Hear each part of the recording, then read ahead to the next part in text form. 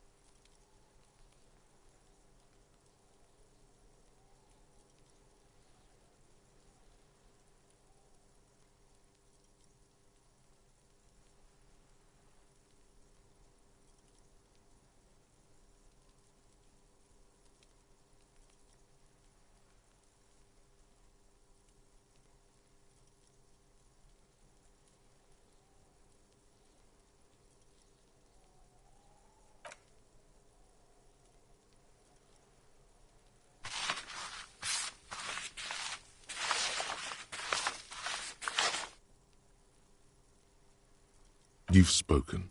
The wall will now silently repeat the message for a decade or so, until the sea air degrades the paint, adding another layer of detritus to the city.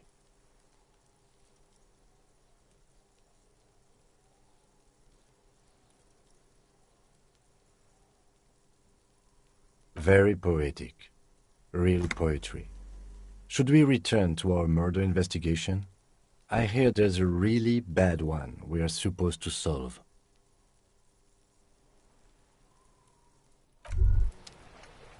Why does art inspire you so much?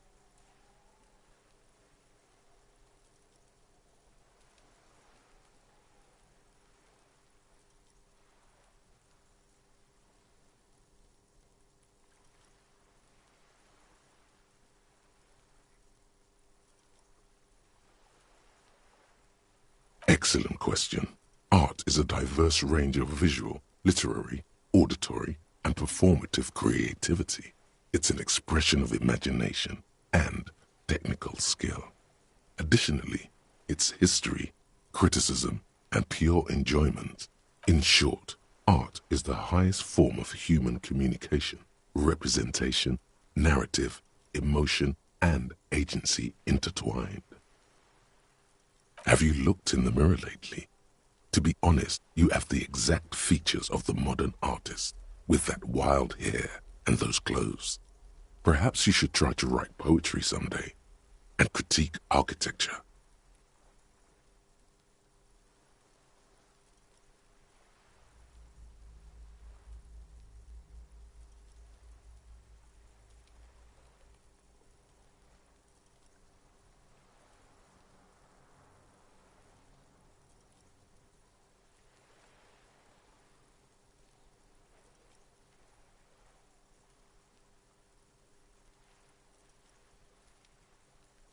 Yes, you seek substance.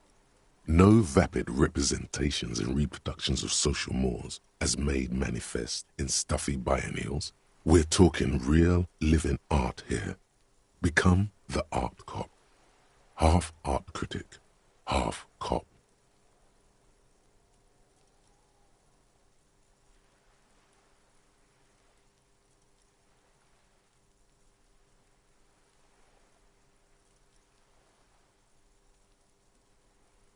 Quit being so indecisive. What are you going for here?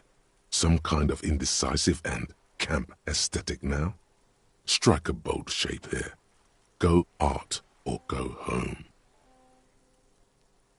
Exactly. It's not only your duty to only catch the criminals off the street, you must also apprehend criminals of the printing press and the gallery, the trite and derivative artists and writers of the world.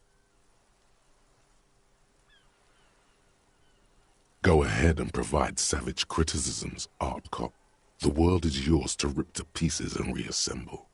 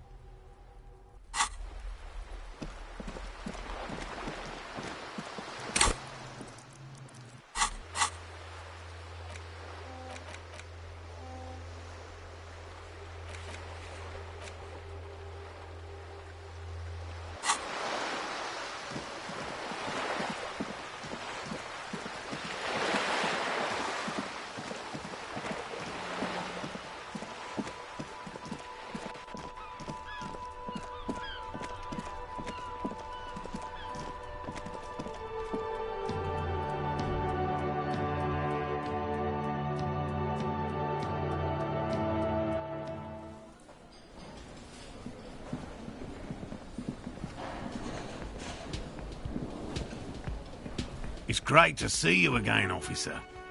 My wife can't wait to thank you. Go on, talk to her.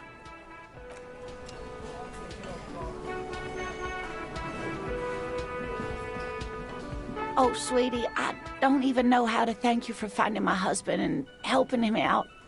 I hope we haven't been too much trouble for you.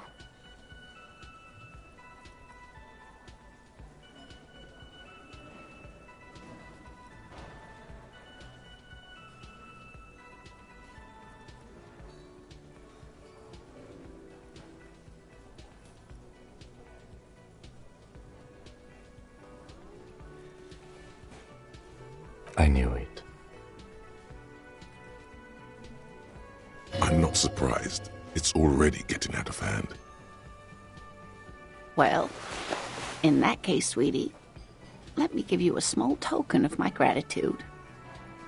It's a tie, Mexican origin. The pin is an antique, quite special to the cryptozoological community. The little silvery knob holding the tie together feels warm in your hand. It's in the shape of an avian skull with 8 eyes. You could ask her about this when you get the time. It's probably a cryptid, but the phasmid, of course, is more important. Oh, you don't want to hear about some old woman's ramblings. Ramblings? Nonsense. Your description of the phasmid is the most precise I've ever heard. But darling, I didn't even get the size of it right. You were a child, my dear. Really. It's extraordinary what you were able to describe. Now go on. Tell our friend about it. He's proven his interest in the field. Reflexively, the lieutenant read his familiar notebook. Well, it was summer. I was building a racing track out of sand on the beach near a tall stand of reeds. Quite a tall one. Many times my height I remember. When, all of a sudden... I'm getting ahead of myself. I was 5.5 in Betancourt in the suburbs. My grandmother had a summer home there. She'd just started forming memories. Real memories. Not the billowy haze of infanthood. The strangest moment of my life. I looked up and one of the reeds moved. Not like a plant, but like a living thing.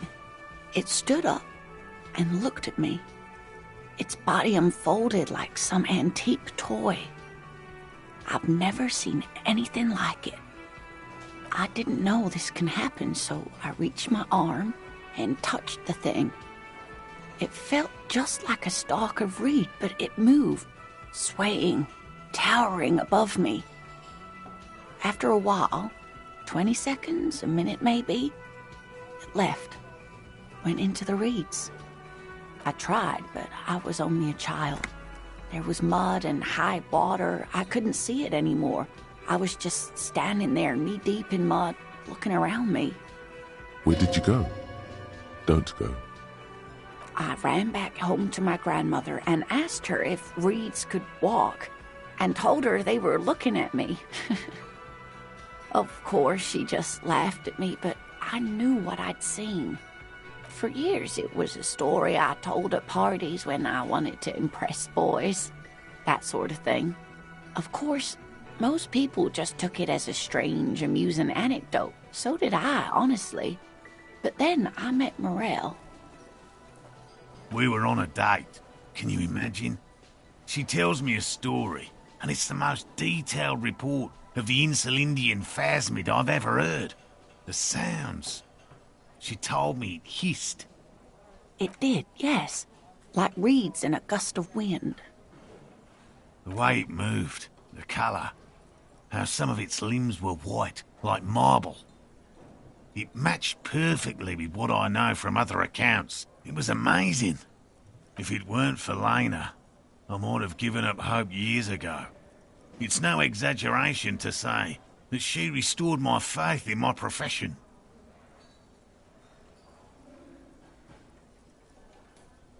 Our first, yes. Not all of them. There is some white coloration reported, along with beige, where the camouflage ends. It's hard to say how big things are when you're quite small yourself. To me, it seemed to be taller than I was then, but that's probably not the case.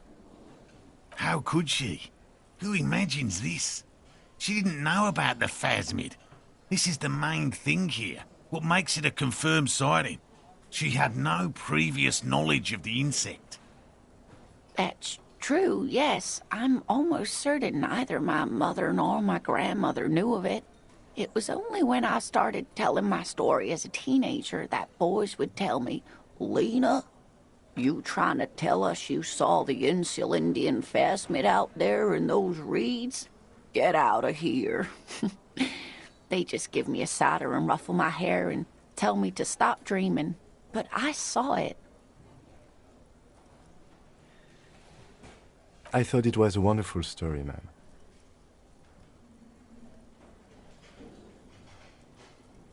But I don't believe it. A child left unattended on a warm day. Children make up stories and then end up believing them. You're welcome, sweetie. I do appreciate the chance to relive it whenever I get one. It was just such an impossibly sunshiny day. So warm. And she could get up and walk right into the reeds on her own, into the mud, anywhere.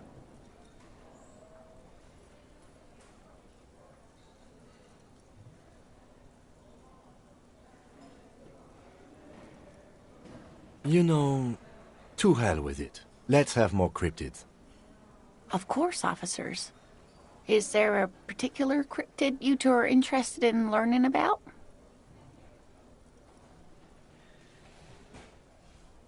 No. It's the cryptid. Oh, yes. The eight-eyed teratorn, the largest flying avian ever discovered, with a wingspan of 11.5 meters. It was thought to have gone extinct 3,500 years ago. Some even doubted the fossils were real.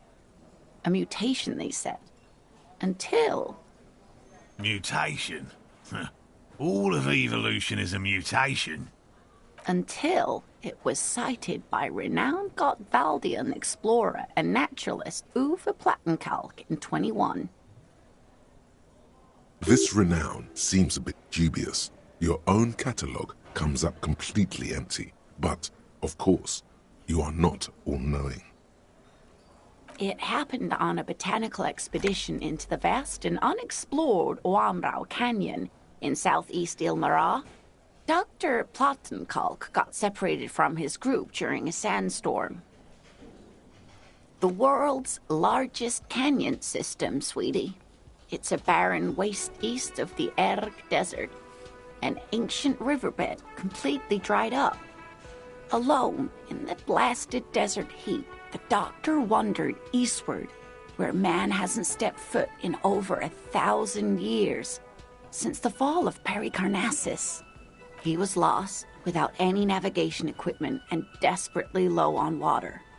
After a day or two, he noticed a bird high in the noon sky.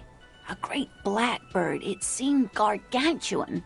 Every now and then, the bird would dive down to feed on an animal carcass somewhere on the horizon. But by the time Uwe got there, the teratorn had taken off already, and the carcass was picked clean. This happened many times.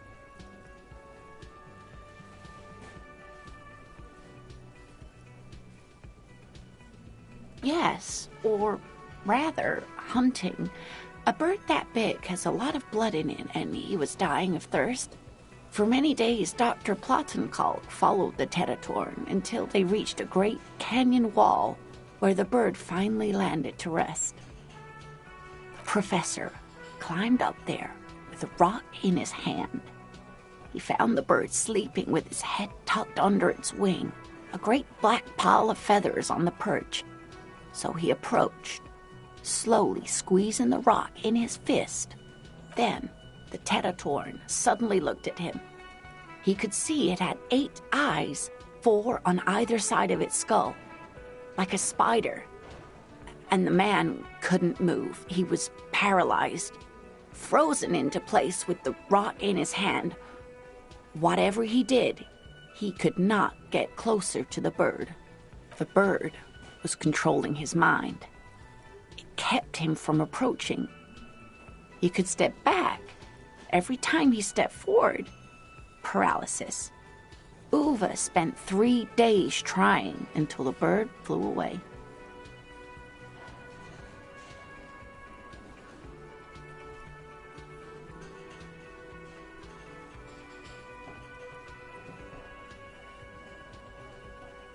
The 8-eyed teratorn was indifferent to him, as long as he didn't get closer than 2 steps. It even let him feed on some carcasses up there, and the 2 unfertilized eggs it left behind.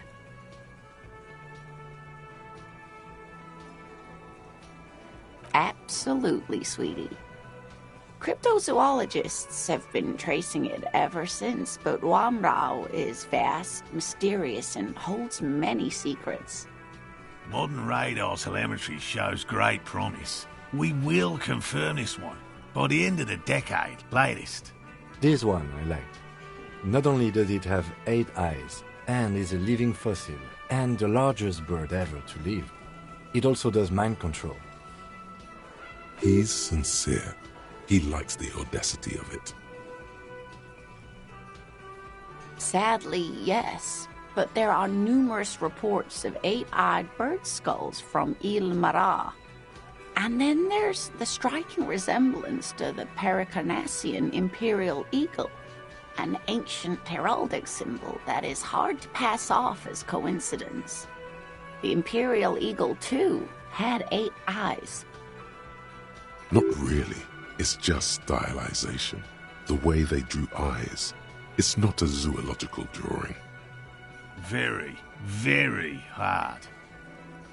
This one's very famous. Everyone knows it. People will be looking at that tie on you and thinking, that man is into cryptids. So, what else do you want to know?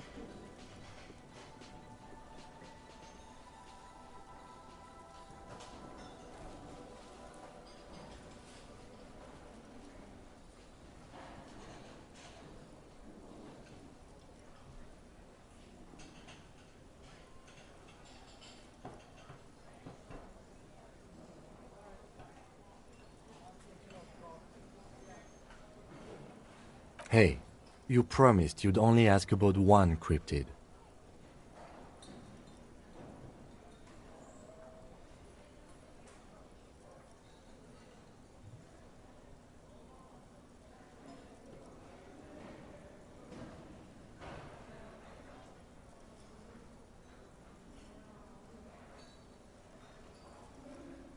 He nods approvingly.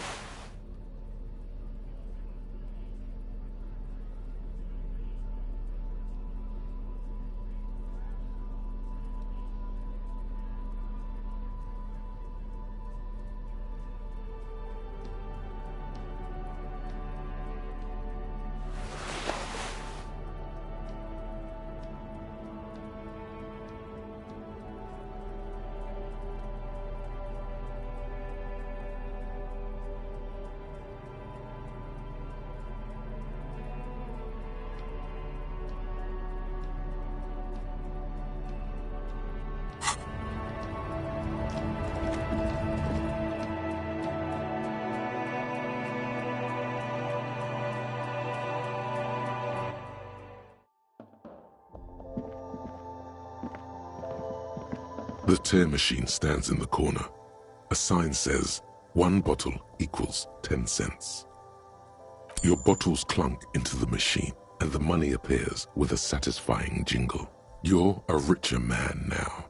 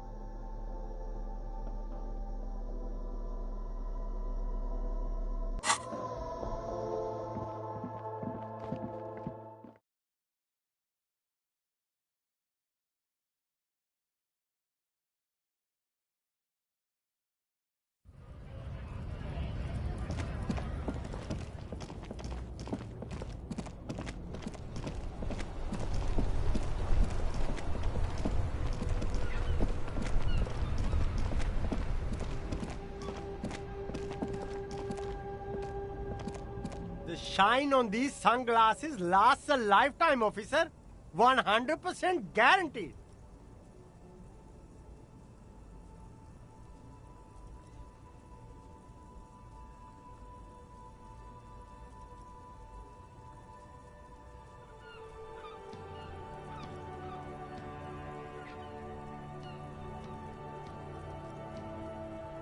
A good starter pair, officer.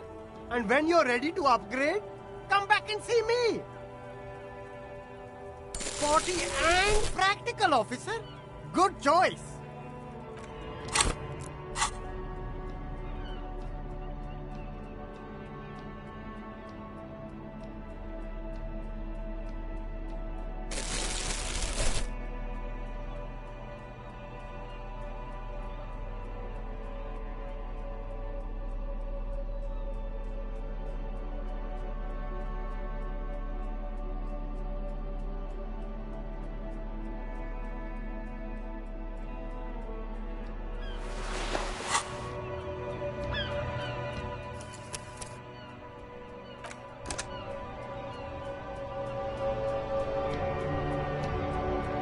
Everything's still cool here.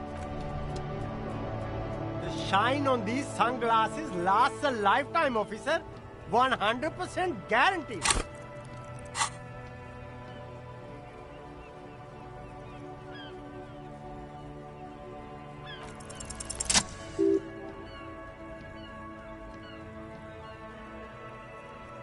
Oh, very interesting choice, officer.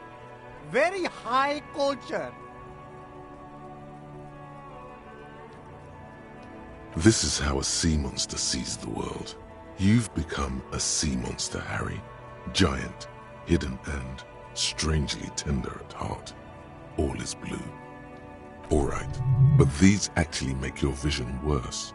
It's like literally being underwater. Yes, but they also make your soul quiver like jello. So deep. Wow, officer! You look so cool!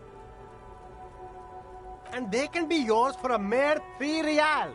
My regular customers have passed them all up because they've got no taste. But you found them. The lieutenant tilts his head and steps back, eyes narrowed in a thorough examination. It's a case to him. You look like a musician. Like a blind musician. But you could do worse. Take them if you want. A man who knows his style. Much respect.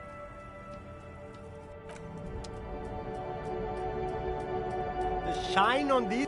These are all boring. But those UV stickers are almost certainly just there for the show. If anything, these lenses probably direct more UV light into your pupils. A UV magnifier. These are all first-rate sunglasses. Premium design, superb material, very cool. UV resistant. These will definitely keep your eyes safe and cool while doing your dangerous police work.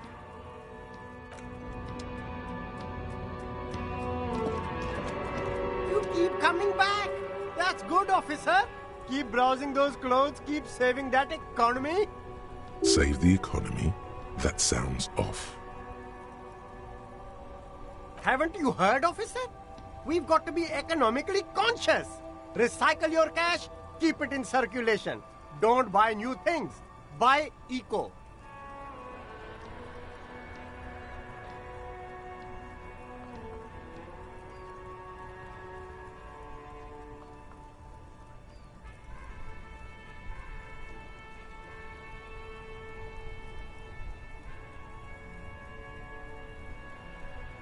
Look around, officer.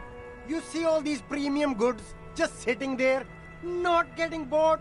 We've got to keep the flow of goods moving. Is this really the economy we want to leave to our children?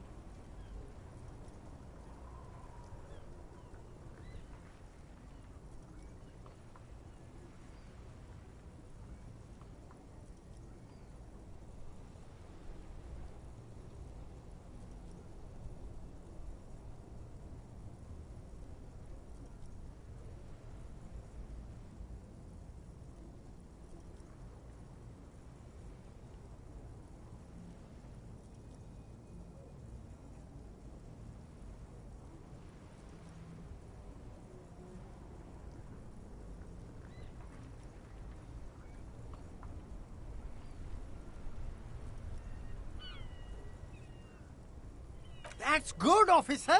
That's exactly what the economy wants you to do.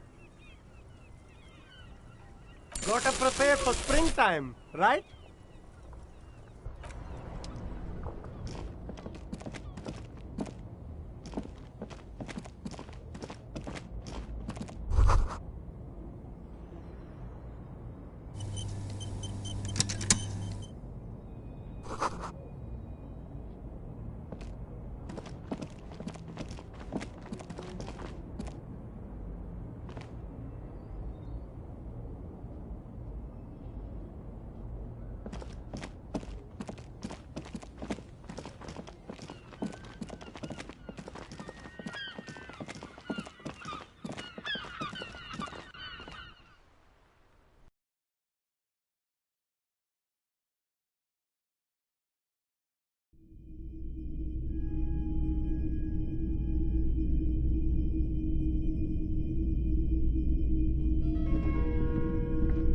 Hello, hello.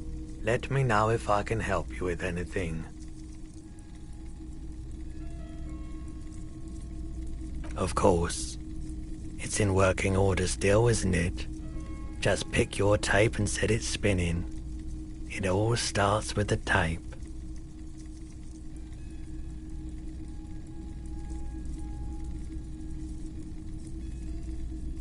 Sure thing.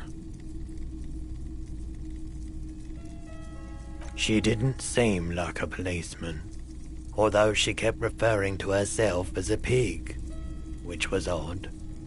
I found her interest in the gun a bit obsessive, but I was just happy to get rid of it, and of her.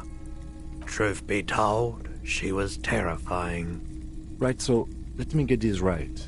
You sold your sidearm, issued by the citizens' militia, and now a civilian is running around the streets of Martinez with it? Miraculously, his face does not reveal what's happening inside.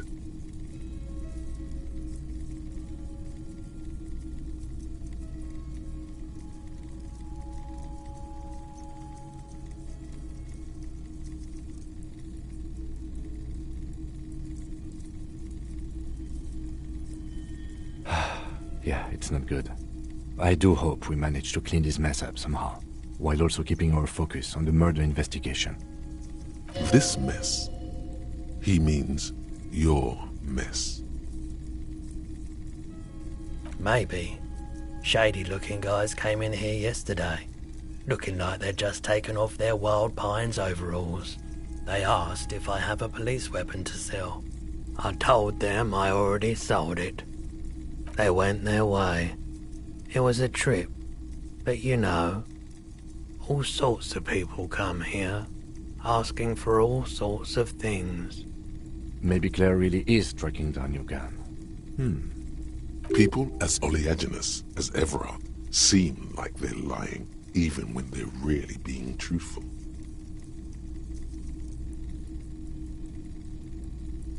My apologies, officer, but I have no idea where she was coming from or where she went.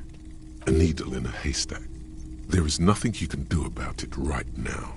You just have to hope Everard wasn't lying, and the Union can track her down in time. Sure, man.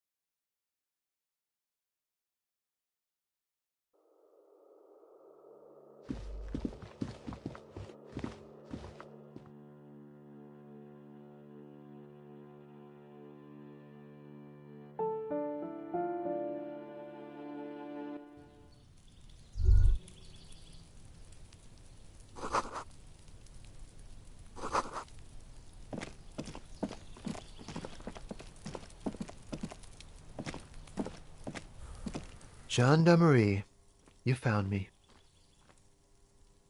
His slender figure is backlit by city lights, its distant streets and motorways flashing like diamonds. It feels like a Friday. He seems to be in a good mood tonight. Beautiful. So tell me, are you here to make things right again?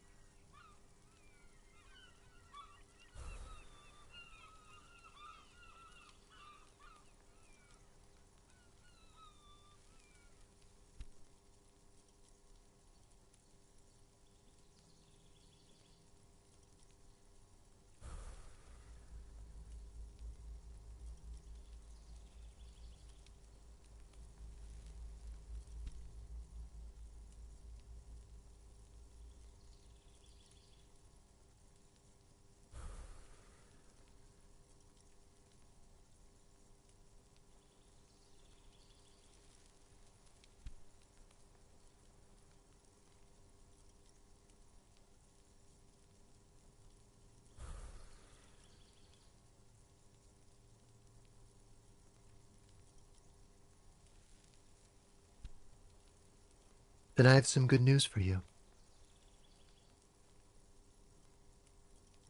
My Sunday friend is visiting me tonight. I told him about you and he'd like to say hello. Step in. He's already waiting.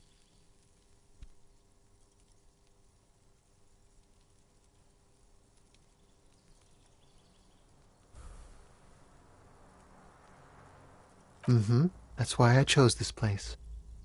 Martinez is special, isn't it? Wait.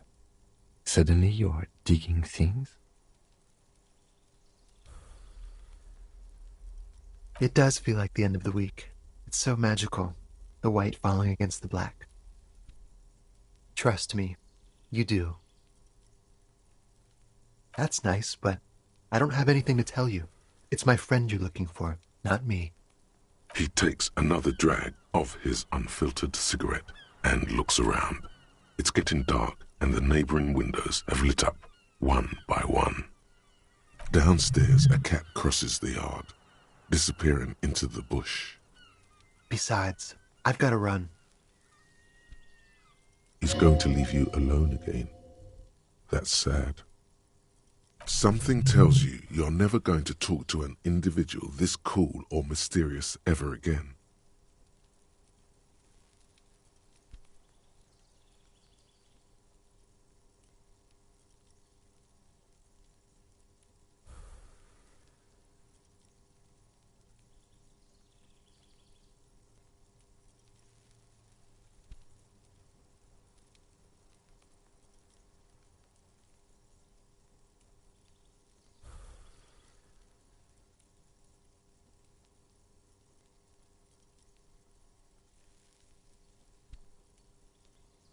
Just look at it.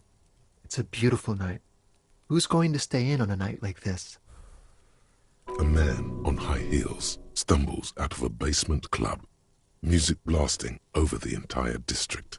It's chilly, and as the chemicals hit his nervous system, 1,000 shivers ripple through his body.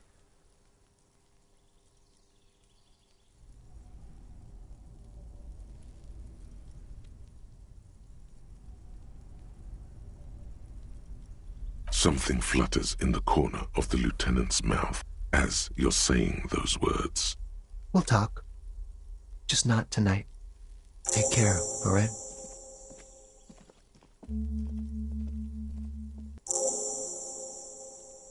And he's gone again. Looks like it's becoming a theme for him.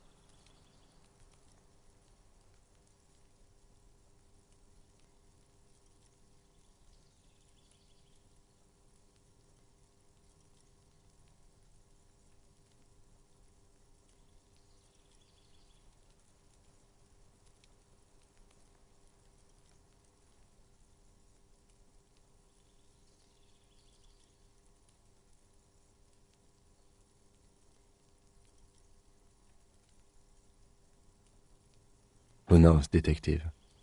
It's a mystery.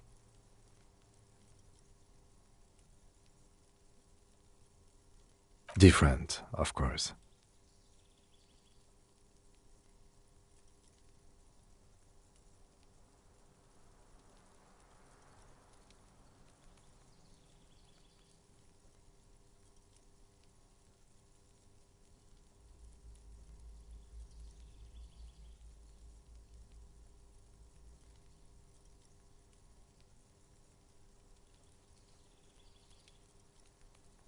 Something so mysterious about the way he talks. Very. He's barely holding it together. It's all he can do to keep from bursting out in laughter. Come on, detective, let's go. We've got a potential witness to interview. His Sunday friend, remember?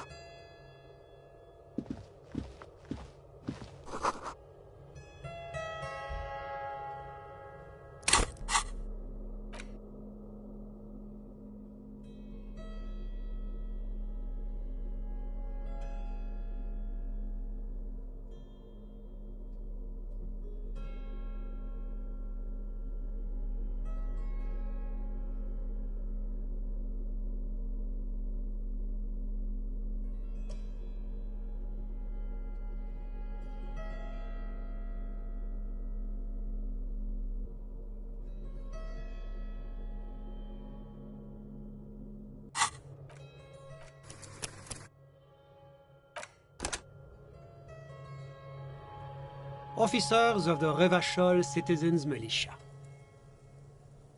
You shouldn't be seeing him in an intimate setting. For some reason you feel this man is your superior. Superior, but he's not in the command chain. His hands are clean and well manicured. This is a man who knows the importance of appearances. My name is Charles Vildrouin, and I am an official with the coalition government. I work for the Institute of Price Stabilité on assignment from Sur-la-Clé. I heard you talking to my friend outside. Very good. Super. I am here to assist you in any way possible. Ask me about the hanging. No, first ask an innocuous personal question to get the interview off on the right foot. Yes, make it clear you're the one setting the terms here.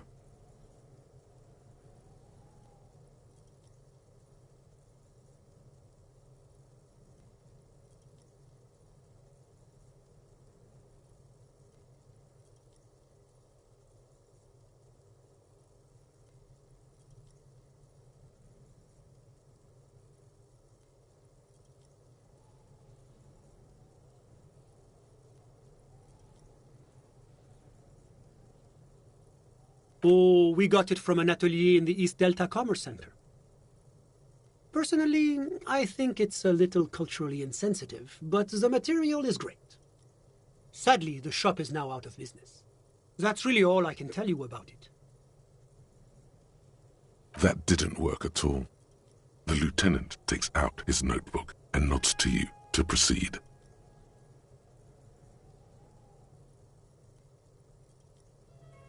I'm sorry to say I did, officer.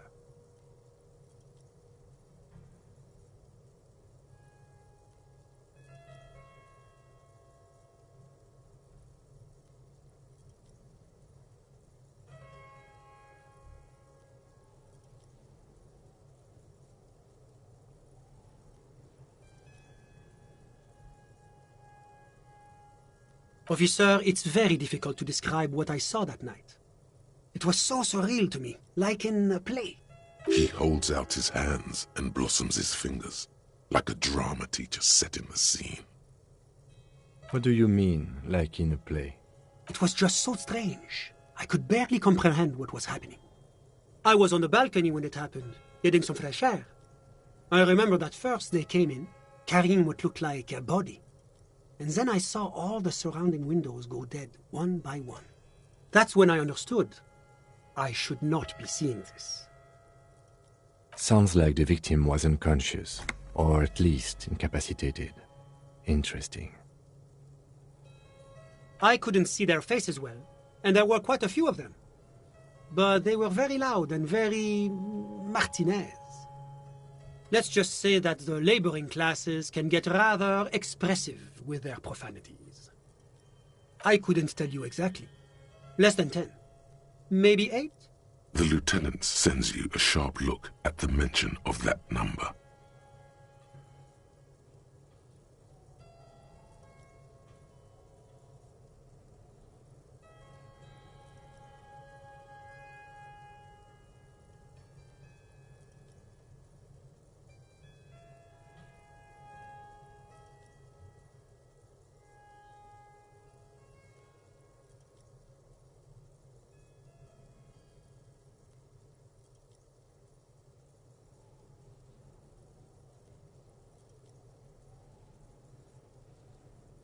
I went back inside. Were you able to see anything from inside? Officer, the yard was pitch black. There was nothing to see, but I could still hear their voices. They were threatening to kill that poor man. All men, I presume. But again, I couldn't see very clearly. But we are fairly certain the lady driver was present. It's possible, officer, but I cannot say with certainty. It was very dark, you must remember. I believe they were mostly white, though I believe I saw 2 Areopagites among them. And I am quite certain that one spoke with a Mesk accent. Well, that's the strangest part, officer. Nothing happened. It was oddly quiet for a public lynching. Eventually, their shouts died down, and that was all. There were no gunshots, no celebratory shouts, no anything.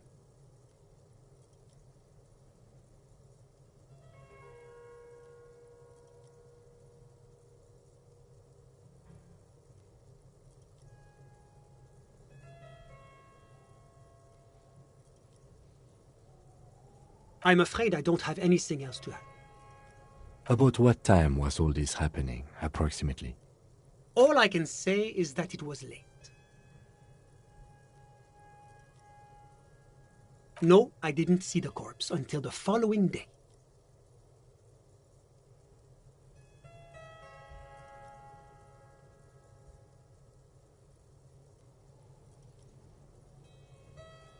Of course, anything I can do to assist the RCM. The coalition is only looking out for the price stability. Inflation is a killer, like a heart disease blocking the normal circulation of the economy. It must be controlled. The economy impacts the entire international community, which is why it requires international oversight.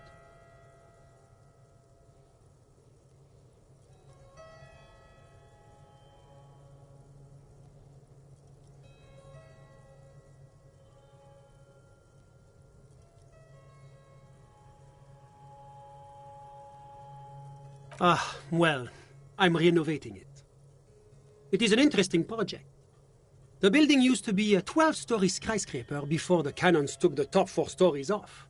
This, of course, happened when the coalition forces landed here. You could say I'm undoing some of the material damage the international community caused when we arrived here. Yes, as I said before, I am a commissioner from Sur-la-Clé working for the Institute of Price Stability. This is one of the main projects of the Moral Inter. La Communauté Internationale is what Revacholians colloquially call the coalition. In other words, the nations that stopped the disaster of the revolution. Your employer, technically speaking, the governing authority of Revachol. The RCM is but one part of this provisional administration. It is the most important thing.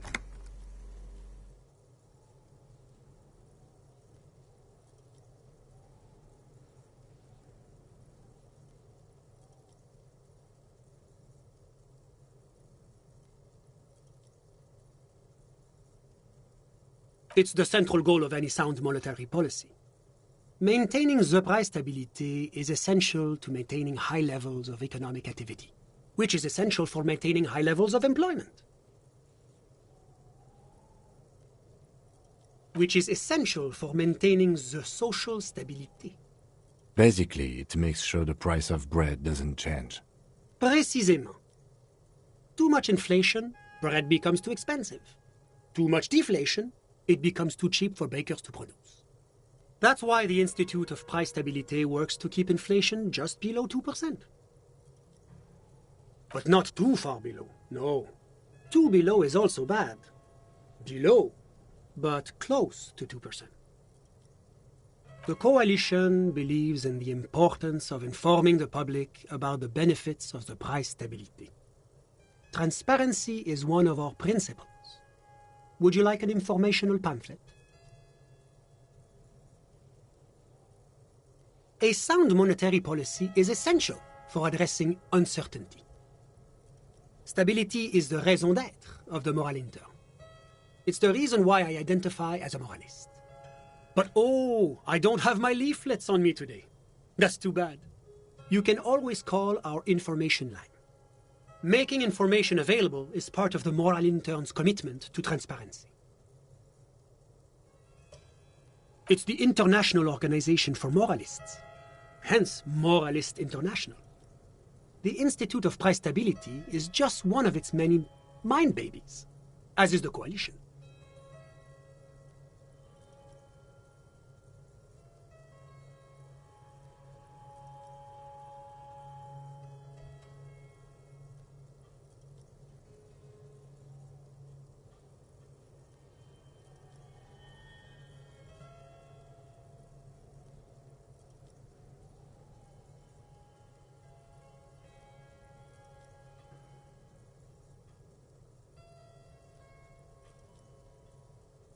There are more nefarious powers to work for than the moral intern.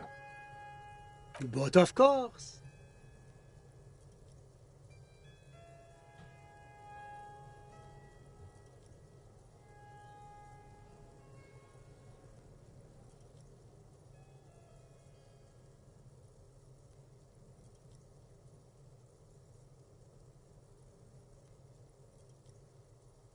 Well, do you value freedom? Do you believe in a normal, stable world governed by democratic values?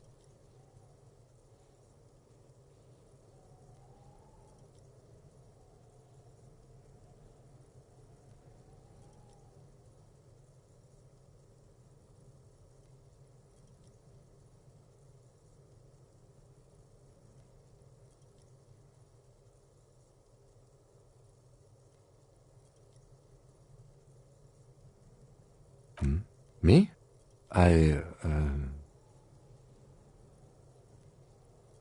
You've managed to catch the lieutenant off guard, but only for a moment. He quickly recomposes himself. I'm a lieutenant of the RCM, dedicated to maintaining law and order in Ravachol. A very moralist answer. The lieutenant is practiced in the art of putting on a show for one's superiors.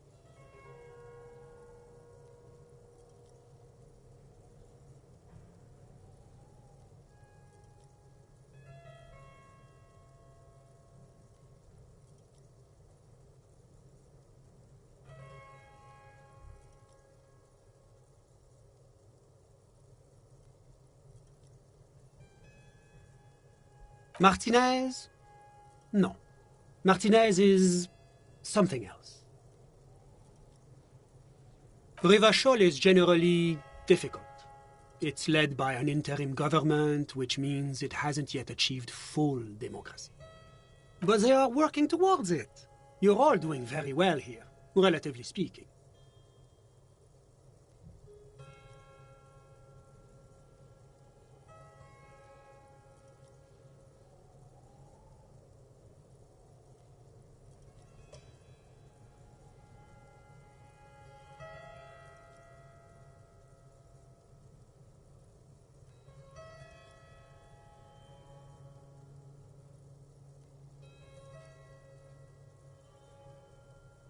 Is this option D usually the most reasonable answer?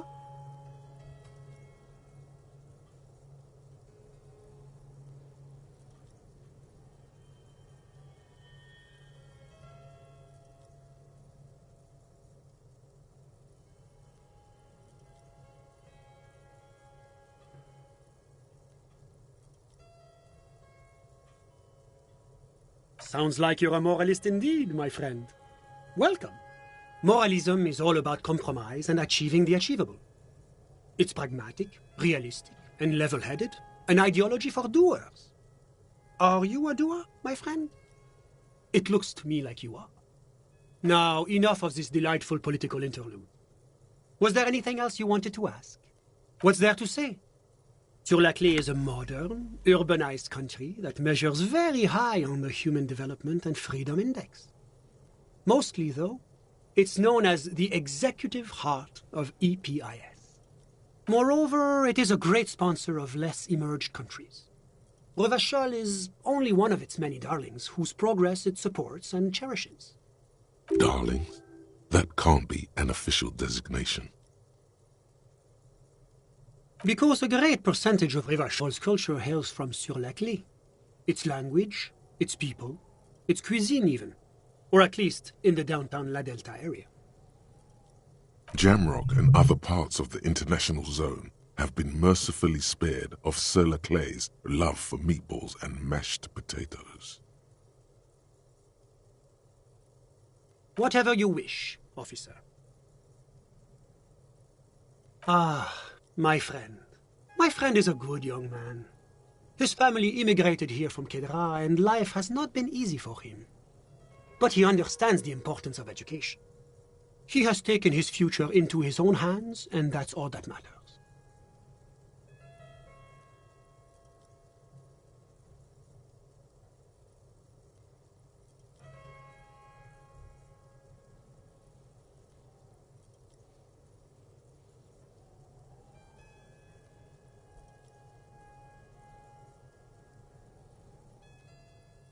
Kedra is a candidate member of APIS.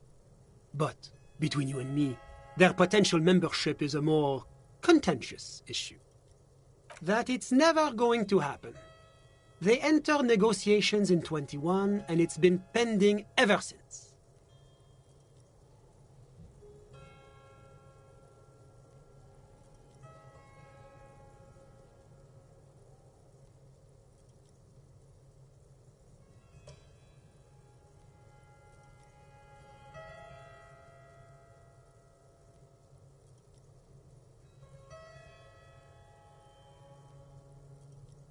EPIS is a very special program developed by the Moral Intern to support certain Occidental nations. It began as a unified system of weights and measures, which proved to be a wild success. Nothing but kilograms and centimeters as far as the eye can see. It was such a wild success that we expanded it into an economic union for the processing of steel. Another success. And between you and me, the Moral Intern feels emboldened by this success. Emboldened to take EPIS to the next level.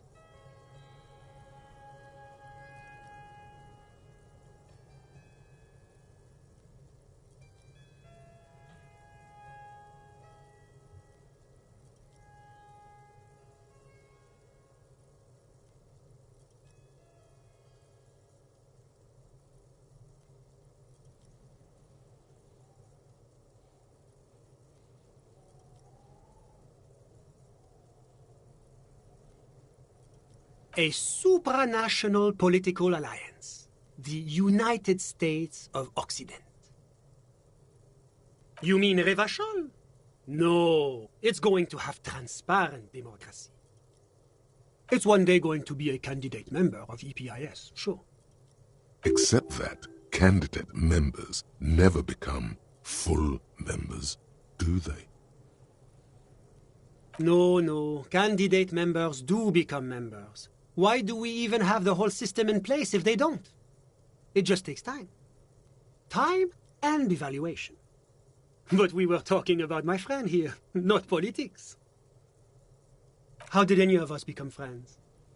Bad things happening on the Insulin's Peninsula? Oil platforms ablaze in the night? Civil wars lasting for years? Finally, the international community is forced to step in. Au contraire, it's how millions of people end up where they are, meeting the people they meet. It's how I came here, and my friend too. Sorry, who? But I told you, officer, he's a bright young man here to pursue his education. Education is the foundation of our future, especially the arts. It is a cornerstone of our civilization.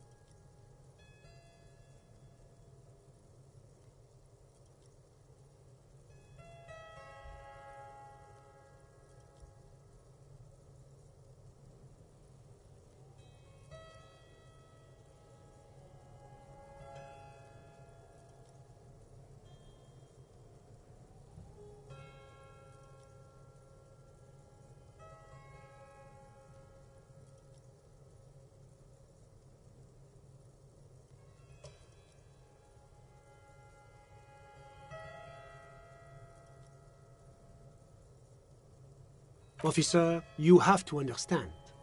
I can't give you his personal information. I'm sure you have your own methods and databases, right? Please don't put me in this situation.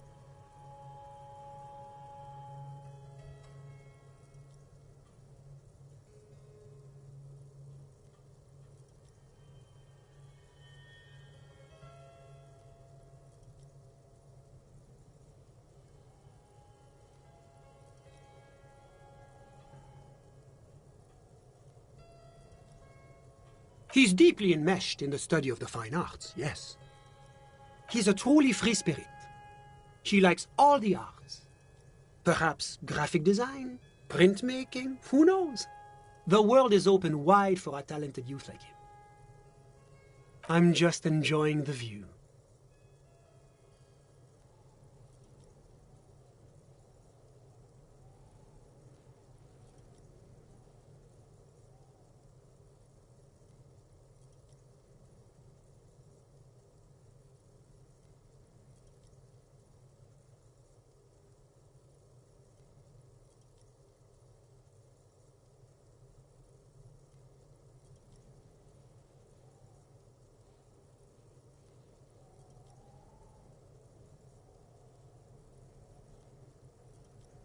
We're old friends. Nothing's taboo between us. He comes and goes. I'm sure you'll see him around. He's very active. I'm all ears, officer. A moment, officer. Do you have everything you need from me? I'm afraid we won't have the chance to speak again once you leave.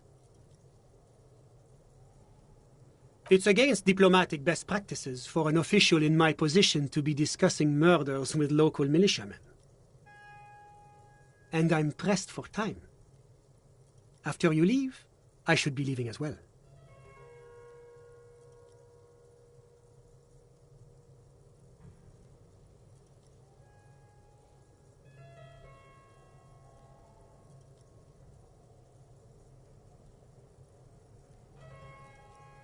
Of course.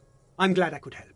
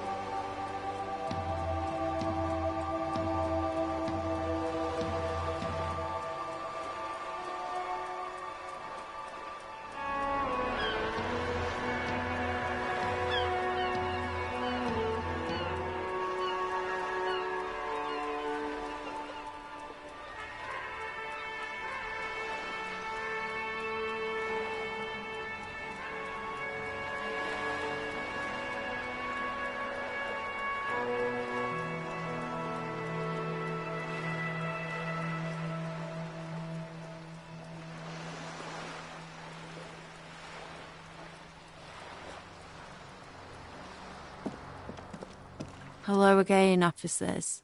Have you come to admire my mural?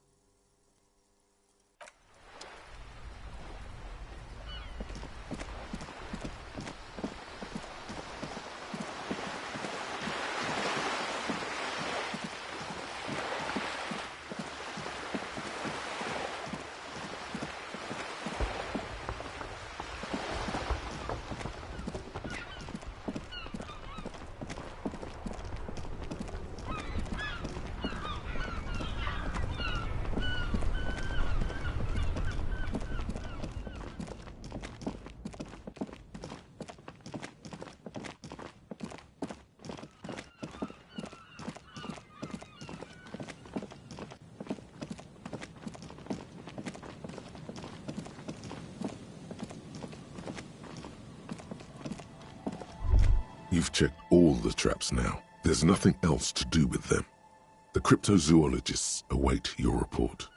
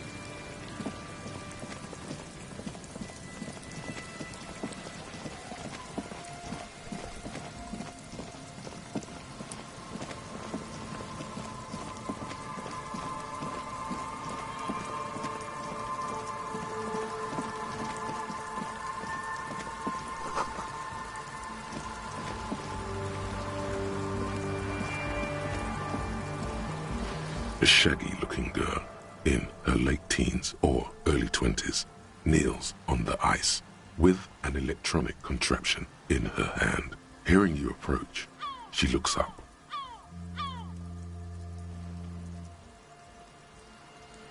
Oh, hello there. It's cold out here, but she's not wearing a hat. She must be freezing. Huh? Maybe she didn't hear you.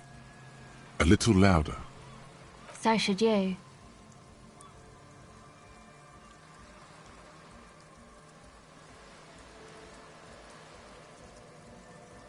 Oh, I didn't notice that.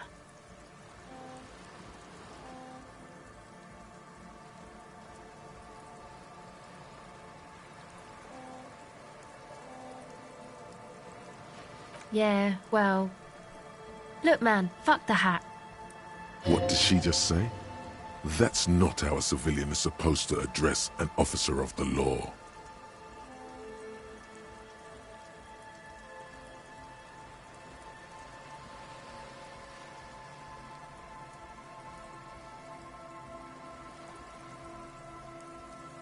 I'm sorry I said fuck the hat. I was concentrating on something else. My whole family swears and it rubbed off on me.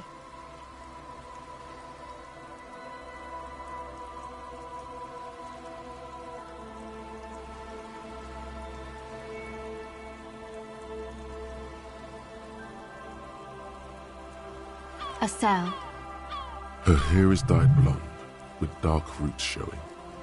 There's a coarseness to her features, some masculinity below that timidness. Why?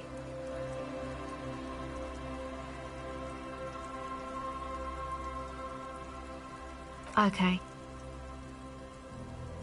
This is a portable recording device. It's for field recording. Low quality, but still. Actually, just one wire. I picked on it till the braiding came loose. The wire leads to a contact microphone. A contact mic records sounds from inside things, like this ice.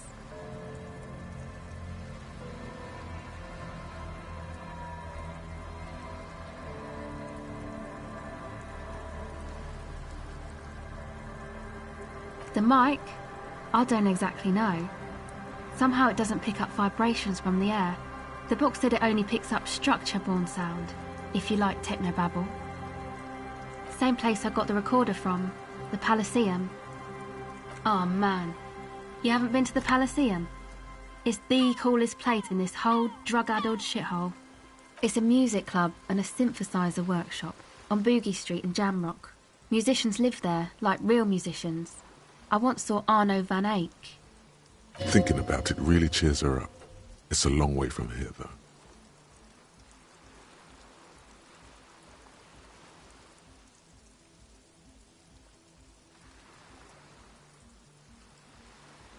Oh yeah, guess you wouldn't know Van Eyck, or really be a Elysium going kind of person.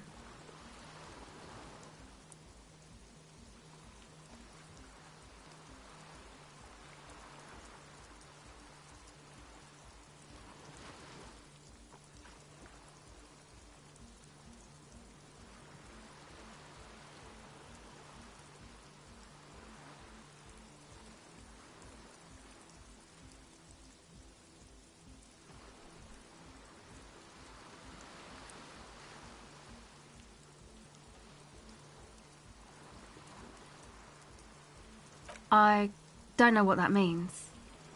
I don't know what that means either.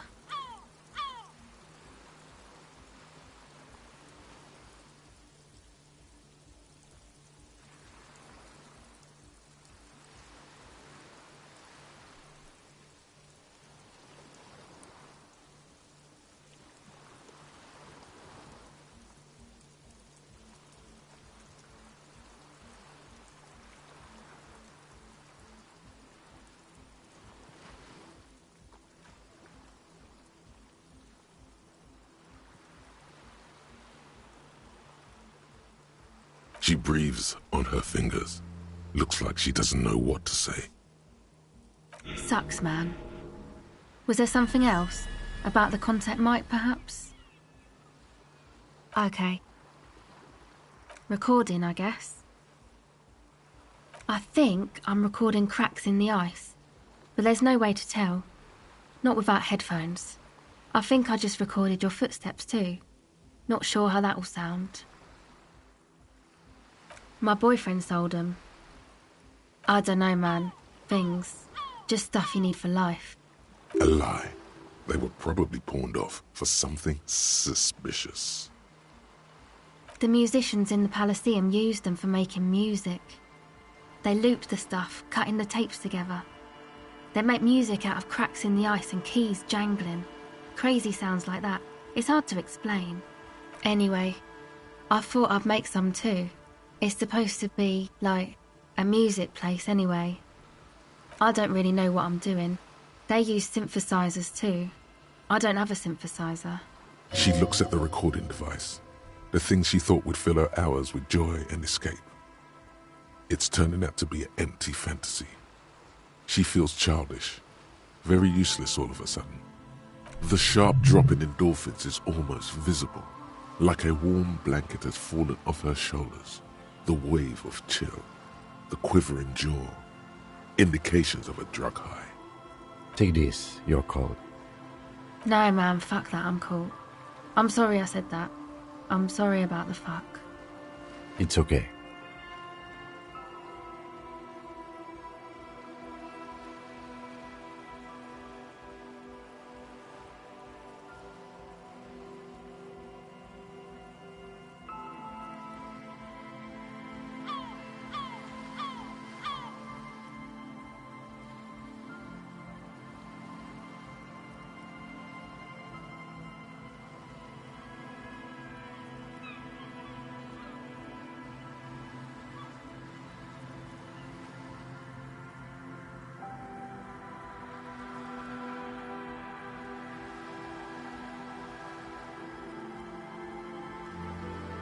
Yeah, maybe you were right about the hat.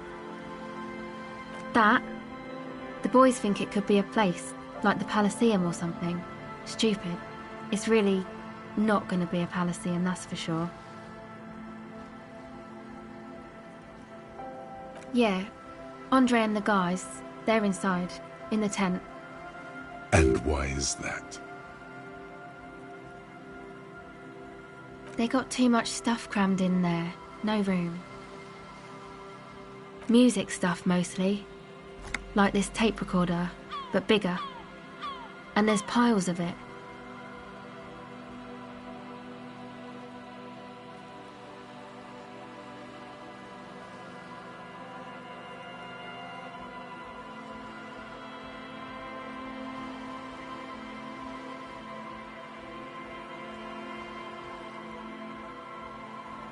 That stuff is more expensive than I am. More expensive than any of us, really. Doesn't matter. I can take the cold.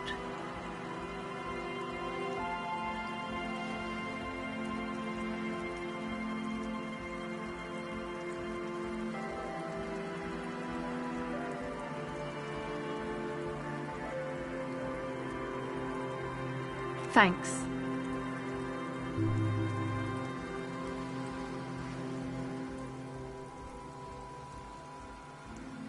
Go ahead.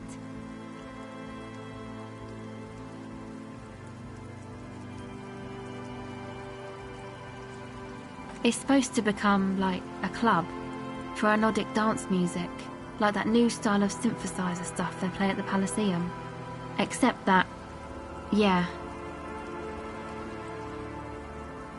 The floorboards are twisting, and the shooting beams are slowly cracking, like bones. Far east of the Golden Delta, beyond the industrial port, there is a black patch of unlit coast with the smallest creatures on the ice. There will never be a club for anodic music here. Not in a million years. You know, anodic, cathodic, music that's made with electronic instruments. Synthesizers and tape consoles. Microcomputers too. Anything that uses electricity, but isn't guitars. Also found sounds, stuff like that. You see clear, beautiful, violent flashes of light. Light cutting through a smoke-filled darkness. That is what the future will look like, if it ever comes. I know. It's not my idea. Andre and the boys found the place. It was supposed to be deserted, but now they can't even take it. Hey, don't get me wrong, but you're cops, right?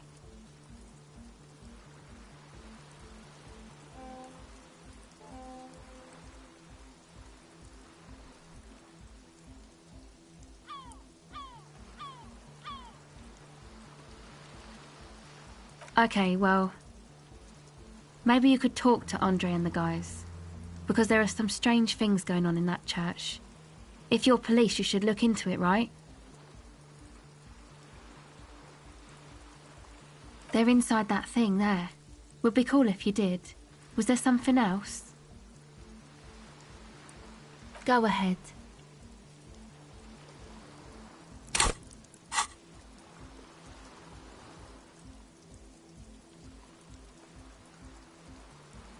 Okay.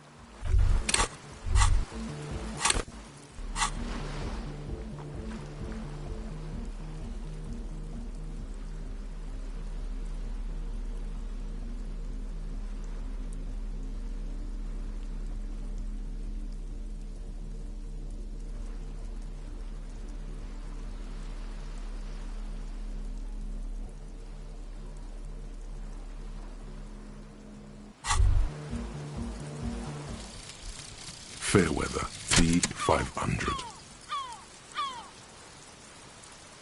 Remember that weakness you were looking for in the ceramic armor? Like, maybe it can only stop small, fast projectiles, but a large, slow-moving pry bar would shatter it? Or, if I run an electrical current through it, maybe it will melt. Or, personal favorite, frequency something something radio weapon? None of that would work. You need to shoot the part of the enemy that doesn't have Fairweather T500 on it, because the armor itself is invulnerable. Good news is, so are the armor pieces on you.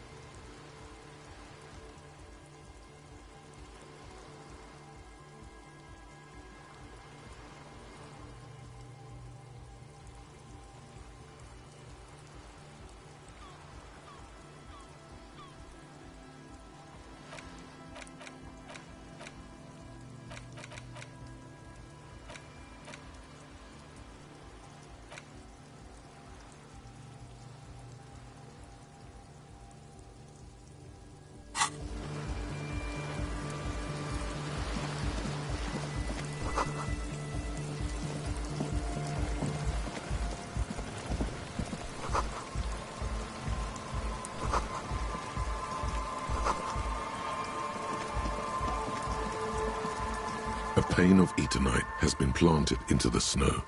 2 poles are holding it up. Barely holding it up. It could fall over any minute. A stronger gust of wind might be enough. It looks like a makeshift bridge. Could be convenient. The pane falls into the icy snow with a soft thunk.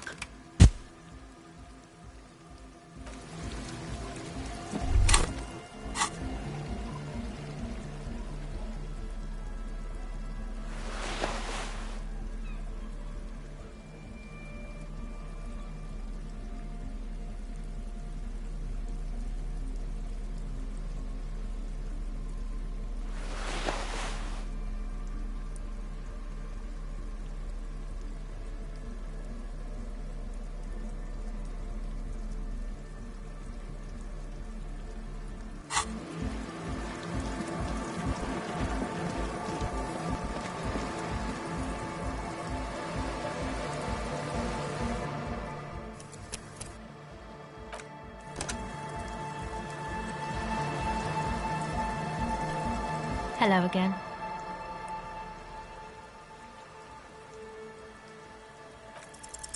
The device is still warm from her touch and heavy as a brick from the batteries inside. The company logo, Omicron, adorns its yellow plastic cover. Inside, the tape is rolling. The girl looks at the device in your hands.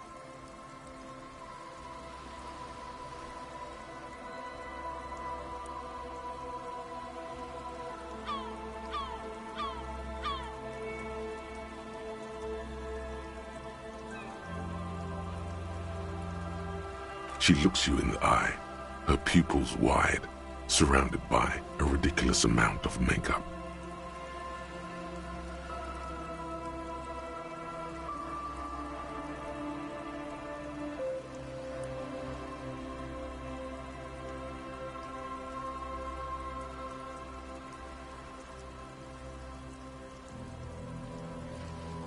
The wind howls. She remains silent. It's real. Tell her.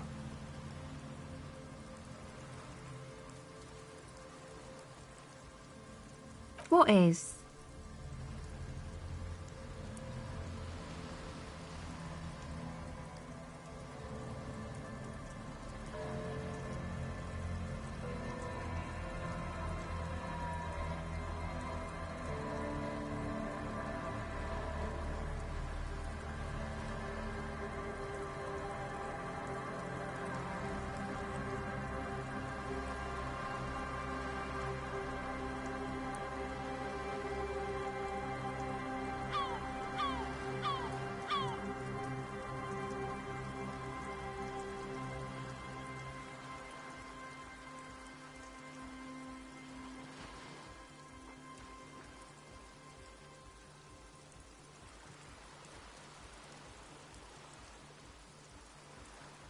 I know.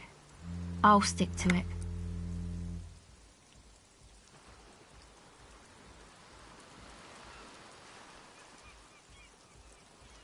Something changes between you two. She looks at you differently now. As an equal. A fellow human being. So thanks, I guess, for the psych session. Maybe I can return it. What's been eating you, officer? Come on, I can tell. But, okay. Be a boyadero about it if you want to.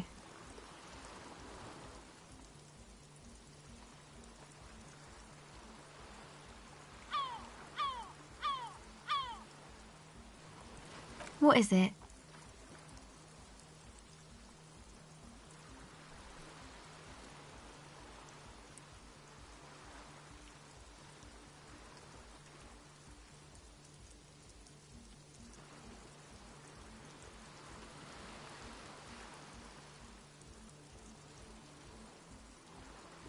Oh, really?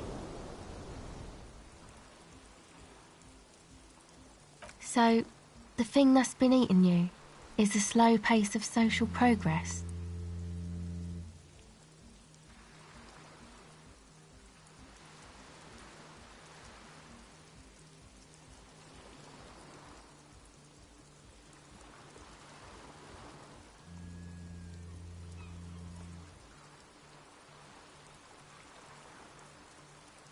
Okay, so you're not that upset, it sounds like. Uh-huh. And you're sure it's social progress you're distressed about, and not, I don't know, some chick? Perhaps.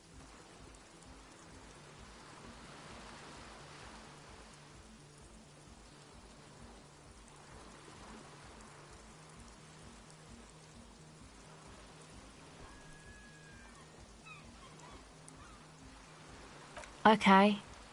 Why'd you think that?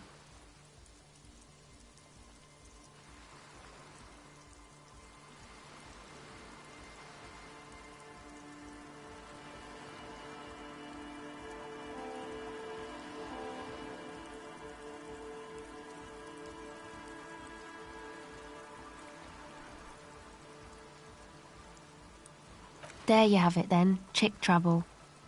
Not political after all. Who was she? Really? You seem to be pretty upset about this chica. Are you sure you don't remember anything about her?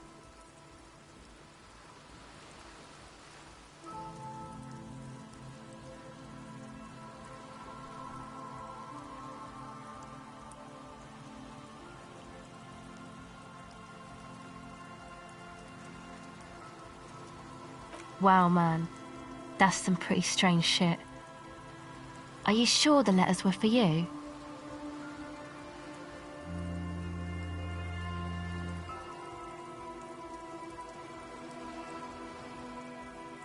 How come you don't remember, though? Is it like some selective memory thing?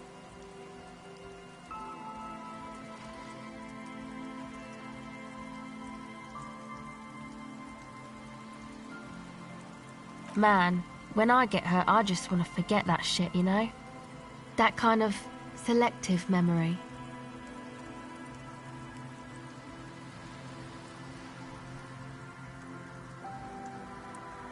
Yeah, or it might be that.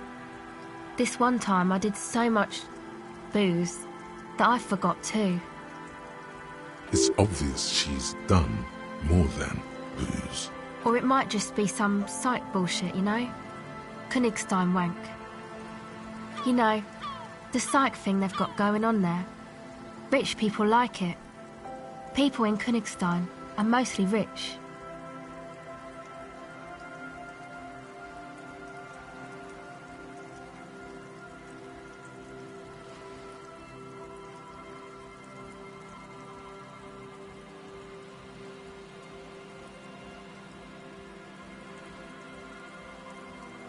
You're welcome. Might be for the best to keep that shit forgotten though. Just my opinion. If it itches, don't scratch.